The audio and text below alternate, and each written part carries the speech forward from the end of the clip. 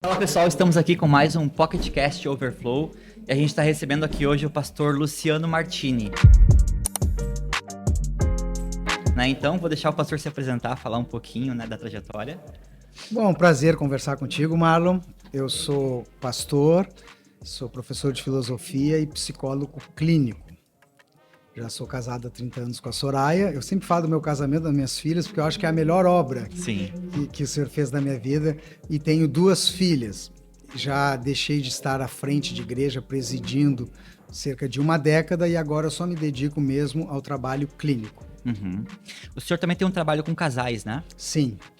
É uma extensão, né? Tanto do meu ministério quanto da minha atividade profissional. Eu faço de terapia de casais, né? Inclusive a procura é muito grande, e também nas igrejas, por causa dessa identificação, acabam me chamando para fazer retiros de casais, palestras, ministrações com casais. Amém.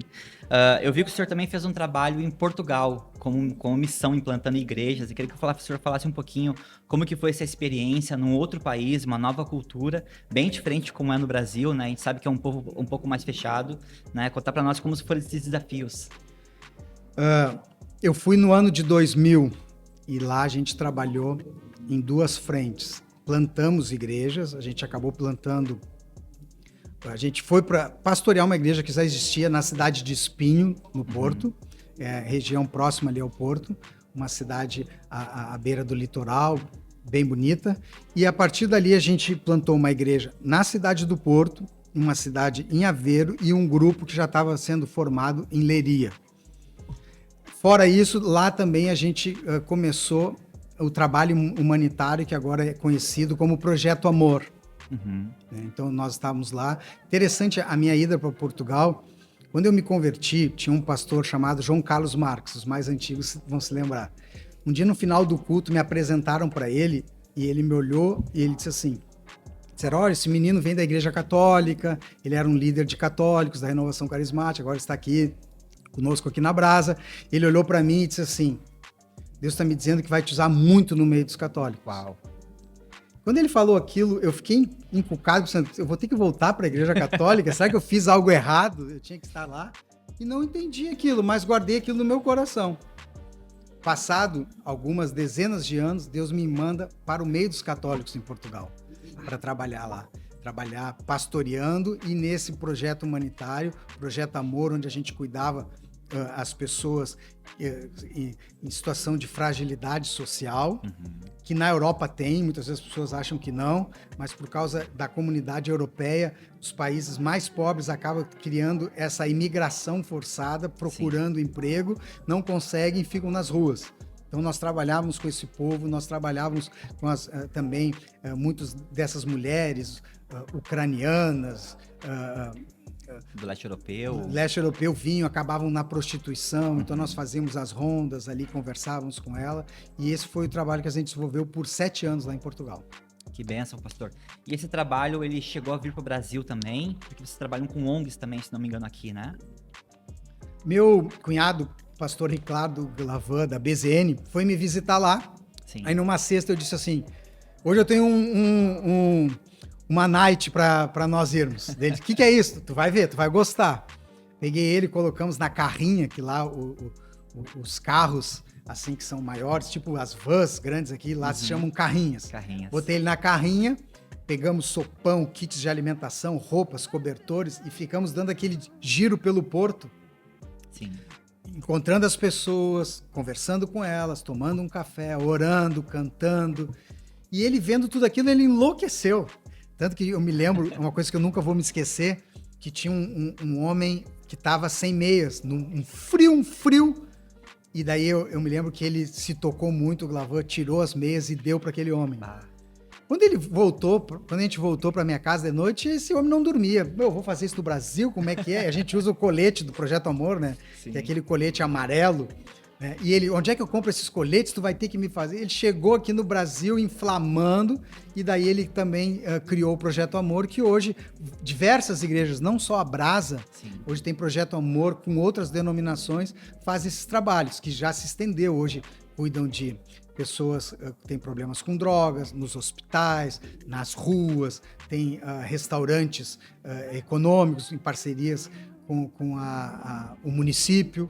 Então é interessante, é prazeroso ver uma coisa que Deus deu para nós lá em Portugal, se estendeu aí para várias fronteiras. Glória a Deus. E pastor, uma pergunta que às vezes o pessoal fica meio assim de fazer, mas eu gostaria de trazer para o público. Como que foi aonde o senhor entendeu o seu chamado pastoral, né? Qual foi o start, né? Onde virou a chave e você entendeu? É isso, eu vou assumir essa posição, eu vou seguir nesse caminho. Desde novo, desde menino, eu sentia que eu tinha algo com Deus e Deus tinha algo comigo. Como eu era católico, de uma família muito católica, eu pensava, eu tô com medo de perceber que eu vou ser padre, né? E daí eu estudei num colégio católico, eu me envolvi na igreja católica, na renovação carismática, grupos de jovens, as freiras, os padres me amavam, sempre diziam, você vai ser sacerdote, e eu naquela tristeza e pensando, mas Senhor, eu me lembro que na minha primeira comunhão, isso foi lá em Caxias do Sul, nós da igreja de São Pelegrino, uma igreja muito grande, todos aqueles adolescentes que iam fazer a primeira comunhão estavam dentro da igreja, ouvindo uma orientação do bispo. Ia ter um sorteio de Bíblia. Sim. E eu ali olhando aquela igreja, pensando, mas será que Deus quer que eu seja um padre?